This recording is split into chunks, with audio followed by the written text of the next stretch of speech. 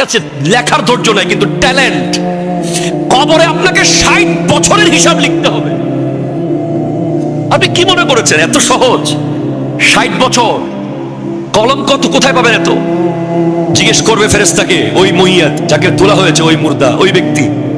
ফেরেশতা কলম, হাতের আঙ্গুলকে কলম বানাও। কালি, মুখের থুথুকে কালি বানাও। কাগজ, কাফনের কাপড়কে কাগজ বানাও। আপনি জীবনে আরবি লেখেন নাই, ওখানে আরবি লেখার ক্ষমতা আল্লাহ আপনাকে দেবে।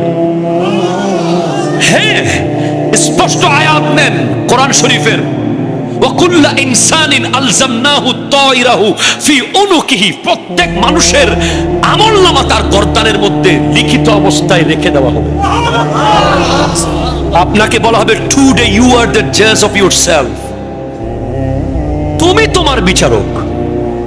তুমি কি কি করেছো সব এখানে লেখা আছে, তোমার গায়ে কাফনে লেখা আছে, তুমি নিজে লিখেছো। এবার তোমার বিচারে তুমি তোমাকে কি দিবা, দিয়ে দাও। তোমার বিচারে তুমি যদি জান্নাতি হও চলে যাও, জাহান্নামী হলে চলে যাও। আপনি একটু ভেবেছেন কখনো যুবক ভাই, আপনি সারা রাজ্যে রিয়াল মাদ্রিদের খেলা দেখেছেন? আপনি লিখতে পারবেন? কথা বলেন না, ঠিক কিনা বলেন না?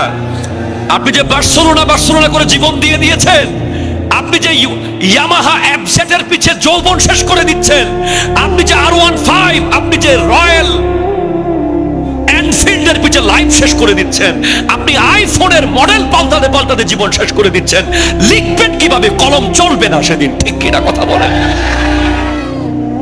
The pen will stop. কলম চলবে না। কলম চলবে কোনটা? ওই যে নামাজ পড়েছেন, নামাজ পড়েছেন, কলম চলবে। রোজা রেখেছেন, কলম চলবে। হালাল খেয়েছেন, কলম চলবে। হজ করেছেন, কলম চলবে। সুন্নাহ পালন করেছেন, কলম চলবে। দান করেছেন, কলম চলবে। মা বাবার খিদমত করেছেন, কলম ঘরঘর থরথর করে চলতে থাকবে। সুদ খেয়েছেন, কলম আটকে যাবে। প্রচন্ড মারা হবে লেখার জন্য। লেখো, কলম